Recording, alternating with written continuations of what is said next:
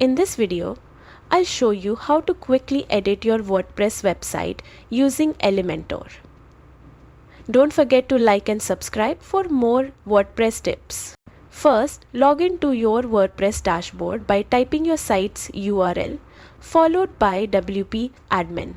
Once inside, make sure Elementor is installed. Head to the plugin section, search for Elementor, then install and activate it if you haven't already. Next, go to Pages in the dashboard and choose the page you want to edit. Click Edit with Elementor. This opens the Elementor editor where you'll see your page on the right and editing tools on the left. From here, you can drag and drop text, images, buttons and more onto your page.